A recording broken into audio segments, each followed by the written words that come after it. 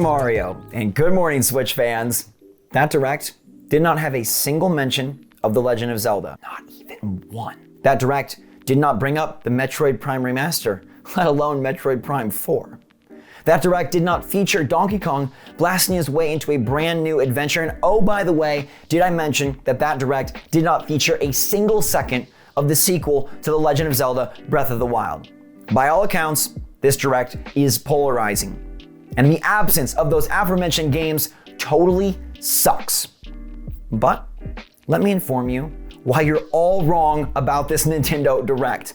What's going on, everybody? It's Zach from SwitchForce. Happy to have you here. Whew, what a show, 40 minutes. And oh my goodness gracious, this is not the way I thought it was gonna go. Hit that like button if you enjoy GMM and all these Nintendo antics, and let me know in the comments down below what you rate this Direct, how you feel about it, and let me tell you why you might be totally wrong about this one, okay? Because yes, humongous hole. Zelda was not there. It would have been great to get a glimpse of a game that we're still holding out hope releases this calendar year. Nintendo acts like it is, but is it really? It would have been great to get something from the heavily rumored Metroid Prime Remaster or Metroid Prime 4, but instead we got Dread DLC, but it ain't single player, it's just some extra modes. It would have been great to get a look deep into the future, but Nintendo opted to give us a look at the present.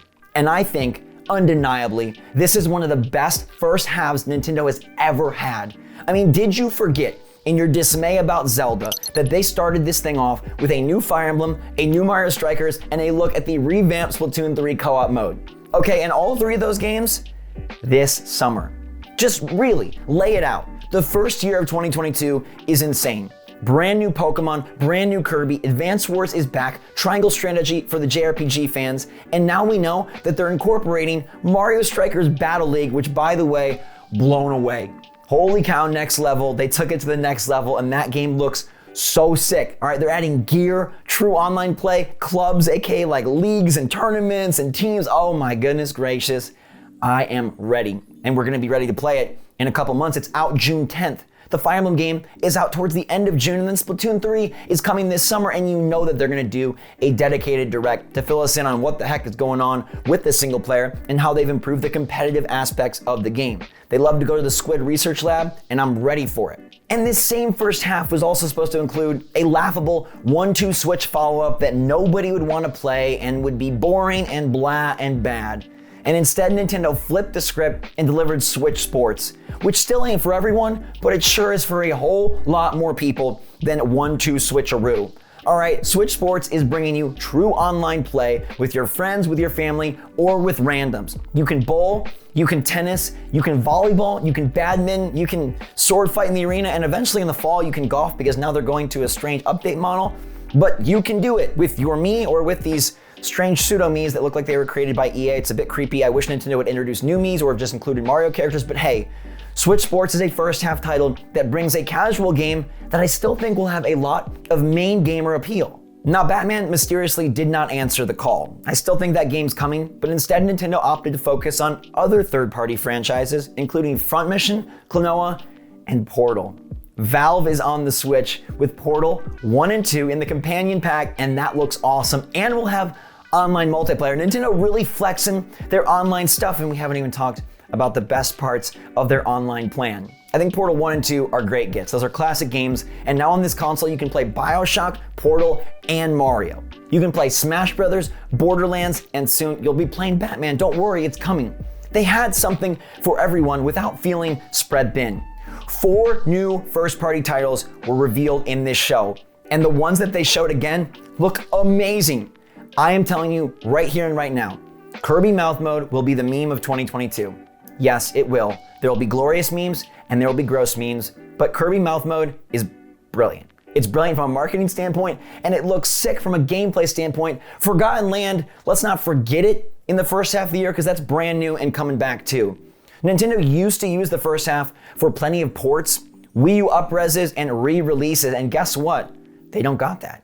They got a brand new evolutionary Pokemon, a brand new evolutionary Kirby. Yes, Advance Wars is a throwback, but they even did it up in new graphics. It's not a straight port. Fire Emblem is Warriors, which I find freaky. That might be the weirdest thing in the entire show, is that everyone was teasing a new Fire Emblem, and it ends up being a Musou. Those games sell really well, they are more fun than they look, and I'm sure it's great profits for Nintendo. And this isn't the end for Fire Emblem. They definitely have more in the works, and this is Koei Tecmo, so you know that Intelligent Systems is gonna bring a mainline entry at some point pretty darn soon. But then you also have Mario Strikers Battle League, making Mario a major player once more. And then they also talked about Xenoblade Chronicles 3 as the oh, one more thing, which we kind of felt like it would be, and it looks really good. Now, whether you're into Xenoblade or not, that's a big game, and the best part is, to me, it releases in September. Nintendo's fall lineup is still completely unknown. They can swap in and swap out, and the best thing they can do is deliver on their dates. They're not ready to give you a date for Bayonetta 3, for The Legend of Zelda Breath of the Wild 2, or for the Metroid Prime Remaster that I still believe is coming. We'll find out about those at E3 and the rest of the second half lineup. We don't really have an August game either, and who knows, maybe Mario plus Rabbids Sparks for Hope is ready to go at that point in time. So this Direct set up so nicely. It filled the first half with first-party titles, and most of them are brand new fun affairs in very distinct genres. And it also left a lot of space for the second half, and delivered on a lot of games that maybe we'd worry would take up a big fall slot. Xenoblade Chronicles 3 is coming early, September. SwitchForce isn't even dealing with Black Friday, and it'll be out before the summer really starts. Splatoon 3 didn't get a solid date, but summer means that it's gonna be probably in July, noticing that Nintendo has 2 in June. And we've yet to touch on the craziest announcement that came out of this Direct. Mario Kart made the headlines, but not a new one. In fact, Nintendo was doing something really odd that at first bummed me out. I will be honest, I sat there and I was like, oh no. 8 Deluxe, they're just going money-making mode, and they're gonna capitalize on their 43 million players. But then I was like, okay, Mario Kart 8 Deluxe, my favorite Mario Kart, probably my favorite Nintendo game of the last decade, is now doubling in size. 48 new tracks, and some of them will truly be new. Whether you didn't play the games way back when on Super Nintendo, or you totally decided to miss out on the mobile iteration Mario Kart Tour, they're bringing a ton of new tracks to literally, not figuratively, not hyperbolically, literally double the size of this game. The most popular Switch game just doubled in size, and if you're an expansion pack owner, you get it for free. They're releasing 6 waves of DLC starting in March. That means Mario Kart is getting new content and will be back on the map in the first half. Are you hearing what I'm saying? This first half is phenomenal, and this Direct cemented it. And it had surprises. Who would have thought Mario Kart would be back? Now, the bad part is Mario Kart ain't getting a new game until at least the end of 2023 and probably 2024. Sure looks like that one will be a system seller for the next system. But 48 new tracks across 6 packs for $25 over the next year and a half, and it's all free if you have the expansion pack, which is slowly but surely building value with every Banjo-Kazooie, Paper Mario, and Majora's Mask. And they didn't stop there with the online, because they dropped Earthbound and Earthbound Beginning Stories for the SNES and NES collections respectively, available today. They didn't sit out the stealth drop, they brought us 2 classics that people have been clamoring for on Switch, and they brought us the new Konami game, Getsu Fumiden, which I'm actually quite interested in checking out. I've heard really good things. Now, some of you will say that Mario Kart is greedy, and it's capitalizing on an already existing audience and charging them DLC for a game that came out years ago, but $25 for 48 tracks is pretty great. The original game had 32 tracks, expanded with 16 via DLC, and cost way over $60. And now for less than a third of that, you can double the size of your game with brand new tracks and awesome upgrades to a game that already is almost perfect. Now, I think a world where Nintendo continues this and adds new characters or brings in some new gear, new vehicles, new costumes would be phenomenal. In fact, there's maybe an argument to be made for Nintendo keeping Mario Kart alive via a games as service model and it working really good.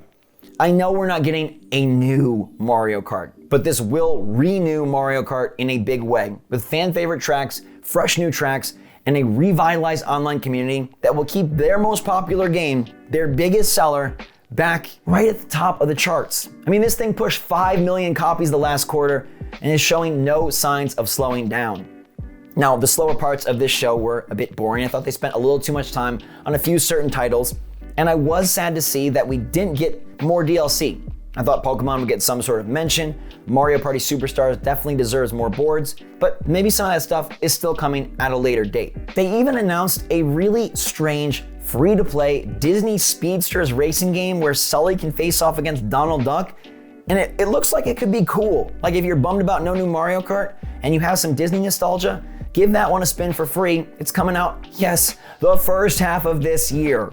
I know Zelda is Nintendo's biggest thing right now. It's the thing everyone wants to hear about, and it's the thing that they refuse to really tell us anything about. Debuted at E3 2019, shown again towards the tail end of 2021. We don't have a name, we don't have a story, we don't have a release date. It is frustrating. It is a bummer.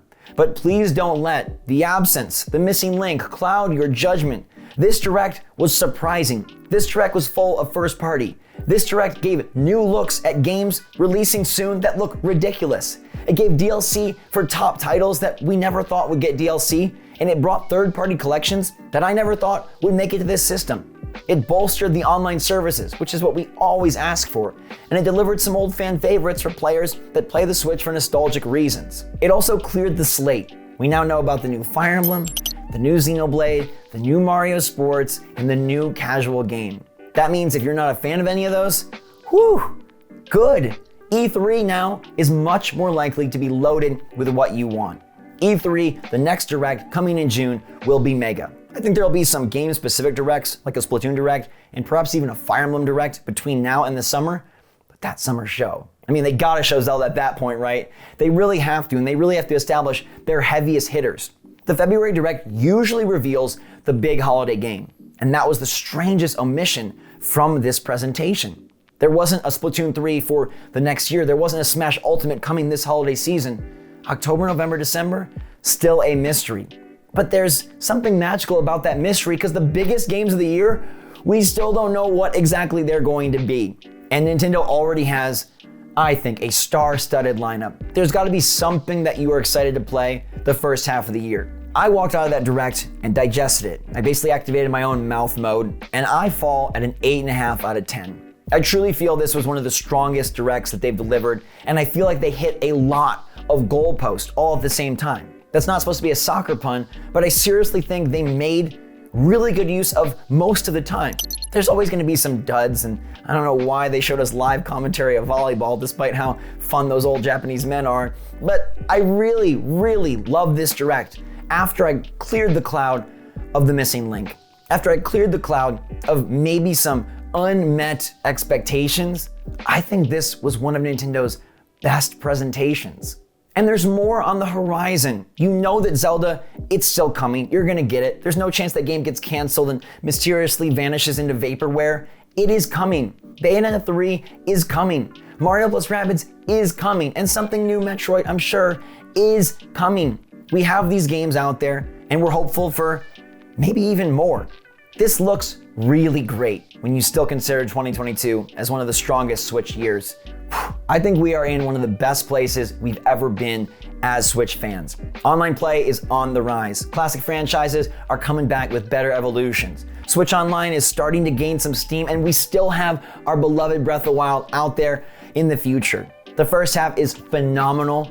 Nobody can tell me otherwise. It's an amazing lineup, and I'm loving it. We're gonna play Mario Kart again in just a couple of weeks, followed up by Kirby, Triangle Strategy, and you can even test out SwitchForce if you wanna recollect those fun early aughts years when you played Wii Sports with your grandma and grandpa till midnight. Man, a late night for the old timers. So please let me know your take, your review score of this Direct. It's okay if you hated it. It really is. Like, I understand it, but I really think this was awesome. I had a lot of fun. I'm glad we got to share another super sweet Nintendo moment together. And look, Legend of Zelda Breath of the Wild 2 is coming.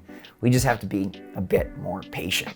Now, if we go to the poll, 44% of you, myself included, picked that for the big finale. It was not there. 24% picked Mario Kart 9. Sort of right. I mean, 8 DLC kind of fit in. 15% said none of the above. That was also wrong. 10% picked the Metroid Prime Remaster. Nope. It was the 7% who said Xenoblade Chronicles 3 that grabbed the gold trophy, and you were correct in today's poll about the big, oh, one more thing, final game. And now we have a great lineup of games to look forward to. Let me know which one you want to play most. Hit that like button if you enjoy this show, and make sure you're staying safe, staying healthy, staying happy, staying positive out there. I love you all so much. I appreciate you. I hope you had a fun day with me today. And until next time, my wonderful friends and family, thanks again. SwitchForce out.